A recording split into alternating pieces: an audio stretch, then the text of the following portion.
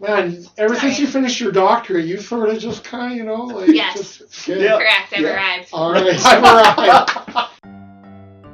Welcome to Hallway Conversations. We're a trio of educators who have plenty of questions about teaching and learning and school culture, and we believe in the value of collaboration and reflection as we seek to keep growing as teachers. So this podcast is our place for thinking out loud together about issues in education and why they might matter to Christian educators. Welcome to the conversation. Good afternoon, everybody. Thanks for joining us in the hallway. Happy New Year. Happy New Year, Abby. Happy New Year, Dave. Hey, how are you? You look so different than when I saw you last year. That's right. Okay, the question on everybody's mind, clearly, at least the question on my mind, Abby, I'm putting you on the spot first. What was your New Year's resolution? I hate New Year's resolutions. Great, wow. That's the right answer. Yeah. Good to see the chippier, happier version of Yes. Abby the Great to start the year. I don't have any. You don't have, okay, thank you. Thanks for bearing your soul with us. Yeah. Sharing that. Dave Molnar? So my standing resolution is I'm going to pedal my bike 2,000 miles this year, and I anticipate trying to do that again this year. Last year, my actual number at the end was 1,649.3, which, I mean, I'm feeling good about that, but I didn't get near close to my 2,000 miles, so that's my big ambitious goal. Partly, I just got to lose some weight, you guys. I'm finding ever since COVID, I sit around a whole lot more, and I stress eat all the time. Yeah. And it's just a true story. Okay, I always need healthier habits. Yeah. Inquiring minds want to know, what's your stress food, Dave? My go-to stress food? Yeah. Well, it depends. I would say salty snacks is usually a thing. Right. So often Terrible. I can easily sit and eat a whole bag of potato chips in one sitting. I tried to lay off the nachos and guacamole. That was my go-to during COVID lockdown. I had nachos and guacamole almost every night, which is not good. Guacamole, though, yum. Oh, and I got this simple guacamole recipe. We should share recipes together. No, it is just avocados. Okay, something good came of this conversation. Yep. All right, we will put a link to Dave's guacamole recipe in the show notes. I probably will. That's fine. In the show notes. All right. I think my New Year's resolution is I love walking. I'm not a runner. I'm not a biker. I love playing hockey, and I love walking. I could walk forever. So I'd say my New Year's resolution is 200,000 steps a month. So so that's kind of my 20 days of 10,000. There you go. Would be kind of my goal. So it's pretty ambitious, especially walking in the winter in Iowa. Little tougher. Look at you guys with your numbers and your walking and your biking. This is why I don't want to share Smart goal. This is a SMART goal, right? No, specific, measurable. For me, it's the Enneagram 3 thing. I need to be able to quantify it so I can check it off my list and feel good about myself. I have no motivation to do that. I am so not that person. So. Man, ever since you finished your doctorate, you sort of just kind of, Correct, I've arrived. All right, I've arrived. I told you she seems harder to get along with since then. High maintenance, folks. High maintenance. All right, well, Dave, I know you've in thinking about the new year. So my question for you guys is around the idea of newness, and maybe this is a very broad and rangy question. So wherever you want to take this today, my wonder is what's going to be new for you in the coming year, whether that's in your teaching or your personal life. What's new, and maybe how do we cope with new things is something I'm wondering too. Yeah. How do we cope with new things? That's actually a really interesting question to think about that. Well, can I share a little of my context? Yeah, please. So why is this top of mind for me? I'm going to be teaching a brand new course, and it's not just new to me, it's new to this institution. Like, it has never been in the catalog before, it's brand new, and it's an educational robotics course. And I'm very excited to teach it. But I'll be honest, I'm also terrified to teach it because it's going to stretch me. This is just on the cusp of my knowledge and expertise and skill set. And so you're at the very edge of your ZPD with this? Yes, that's exactly it. Yeah. Right? ZPD, zone of proximal development, good Vygotsky term, right? I was thinking Ed Cypher. But it is, right? I know enough to know what I know and what I don't know. But the problem is the unknown unknowns, as always, right? The things that I don't know that I don't even know yet. And so I'm excited about that because it's an opportunity to learn. But I know, I'm going to be learning right along with my students in some sense too. No, as you were talking about that, this semester, 3 or 4 different classes. I think I've got, probably a total between 80, 90 students. Oh, yeah. And I was looking at the pictures of them, so I was actually literally doing that this morning, kind of who's in my classes, and I think I know five of them for different reasons. Like I know five of about 90 students that I'm going to be teaching. And I go two ways with that. Part of me that I get excited about the potential of those relationships because I know from previous experience how I feel about my students at the end of every semester. Yeah. Like there can be literal weeping and gnashing of teeth, saying goodbye. It's like I wish I could teach them another course, and this is true of grad ed and undergrad. Right, so I know for the most part, I can't wait till I know them that well, and yet I'm sitting here saying, am I really going to weep about these people in 5 months and saying goodbye to them? Totally. I was just having this conversation with my seniors, right? Like I said, I hate the end of the semester. Yeah. Yes. Yeah. I hate it in December. I was having this, right? Because I'm like, we work so hard all semester, like you said, right? To be intentional and to build up these classroom environments and to get to know our students on these, and then we start all over. Yeah. Right? And I feel the same way. And so that newness of how do I, like putting in that effort at the beginning of the semester, right? I always feel like you have to be just a little more on your game. And as you say that, Abby, there's no way to get to how you felt in December without that effort. Like that doesn't happen unless it's important to you, and it's not going to be important to your students unless it is important to you. You know, one of the pleasures I had in December as part of my final assessment, my final exam, I do a 15-20 minute interview with students about kind of a practice interview, give them a chance to articulate their philosophy of education. But it's also a way for me to say thanks to them, to affirm them, to encourage them, and to think, man, it's amazing how you can get to know people in 3 or 4 months that you literally hadn't. They've been walking around this campus for 2 or 3 years, and in my mind, I've never seen any of them. And here I am at the end, like just being sad, sad and grateful and all these emotions, and now again starting over. So as you say that, Dave, it's like trying to be committed to putting in the intentional work of building a relationship with my students in January. 85 of them whom I don't know, I don't recognize. It's like, really? Like you're a senior? I haven't seen you on campus in my couple of years here, and yet knowing there's so many blessings that come, not just relationally, but even academics, because of the trust in the relationship. It allows you to do things in the classroom. Gearing up for that, which when we're just coming out of this semester, where you're like, and this is why the rest is so important, actually, to do the good work we're called to do. So. I'm thinking of our audience here too, though, like K-12 teachers are.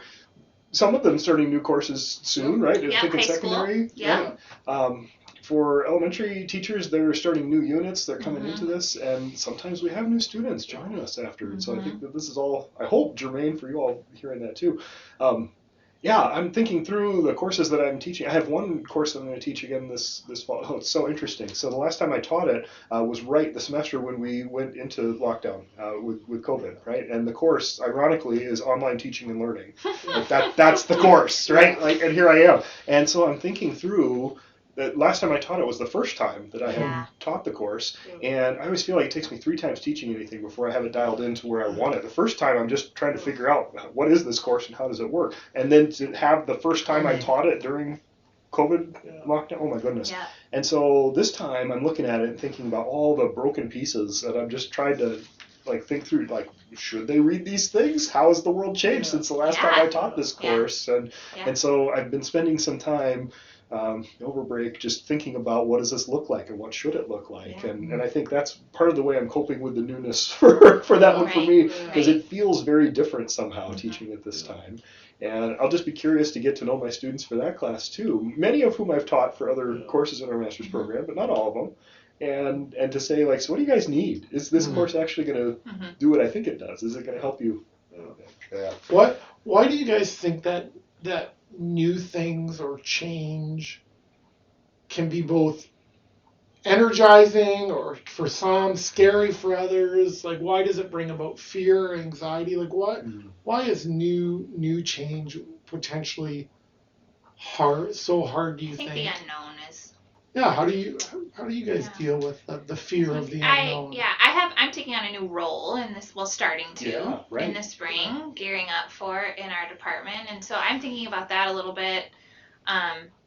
As you so lovingly mentioned at the beginning of the podcast, I finished my doctorate degree last semester, so I'm thinking about new rhythms for myself, what that looks like, what does it, like, am I going to research, what am I going to do with my research now? I feel like I have to do something with it.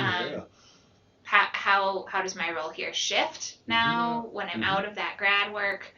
And I think I like to plan, and I like to have like boxes, and I like to have lists. I like to have, so I think that's how I cope with the newness. I think about, I make schedules, right? Like, this is what I'm going to do. This is I like to write things down. Yeah. So gain a bit of, feeling like you can get a bit of control. Right. A little bit of a handle on it, right? A bit of a handle on it, Mm-hmm. That's a really interesting question though, Matt. And I'd say for myself too, like most of my familiar with the strengths finder, right? And most of my strengths are the thinkers, right? So learner and input and intellection and strategic thinking. So it's often for me when I'm thinking about something new, it is thinking about something new. And totally. I need to spend some time like plotting that out. Like, what is this going to look like? And that's the hardest thing as an educator. We never have enough time to do all the things we want to do. And I literally put time in my calendar. Right. Yeah. And to like schedule to learn some time from the person I'm, I'm filling into. Yeah. Yes. So we literally schedule the time every week. Mm-hmm. Right. And one other that I'll mention, so that my top 5, they're all thinkers, and then positivity is by other straight, right? And so that's, I know I always say it here, but we get to do this too, and to lean into that and say, okay, like this is something I get to do. It's not something I have to do, right? It's something I get to do. And I know that's a subtlety and it's a mind shift for a lot of us, but to be able to name that and to say specifically, like, okay, so there's going to be change, and change can be hard. But there's also benefits that can come from that. Right. And so what's the opportunity that I have as a result as well? Right.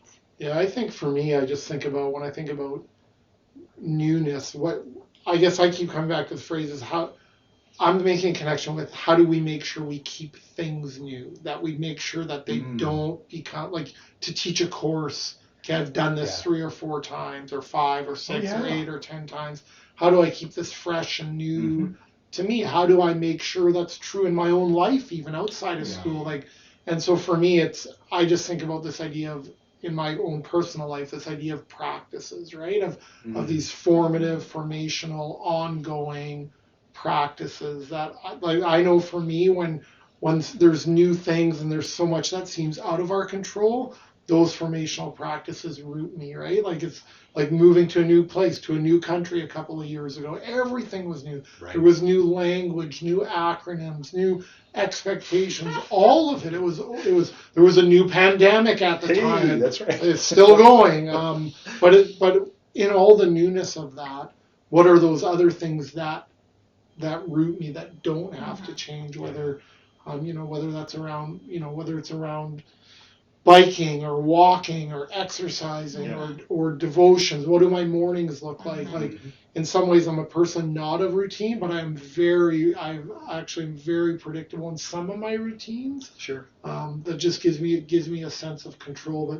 But how about for you? How about thinking about, again, K-12 teachers who now are, like, hey, I've been teaching grade 1 or 2 or grade 8 or senior English for 8, 10, 12 years. You guys have all had that, where you've taught a course a number of times. How do you keep it new to you? And I think this is a real issue. And I'll point the finger at myself here. So I taught our elementary science methods course. Of course, how do you teach science, right? For elementary and middle school teachers. I taught the course 22 times, you guys. Yeah. And it evolved over that time, right? Like, it definitely was not the, like, if I look back at my notes from the first time I taught the course to the last time. You still have those?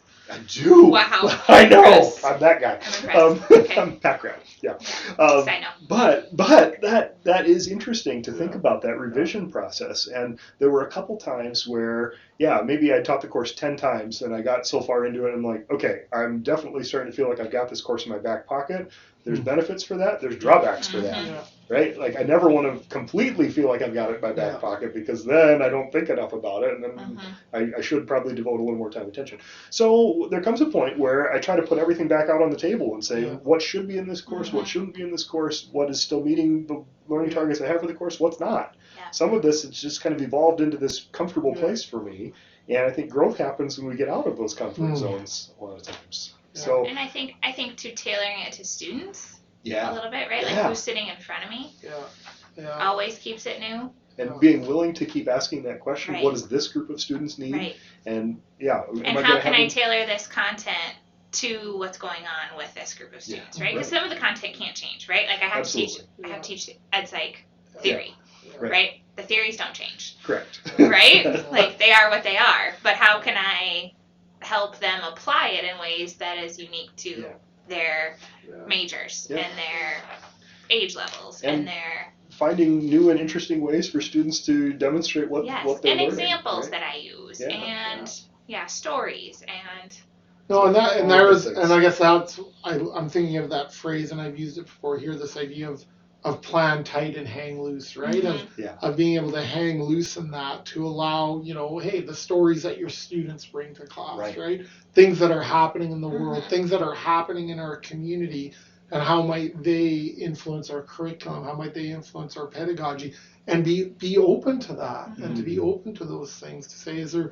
not what do I necessarily need as a teacher, but what do my students need from me? And I think even that can keep things new.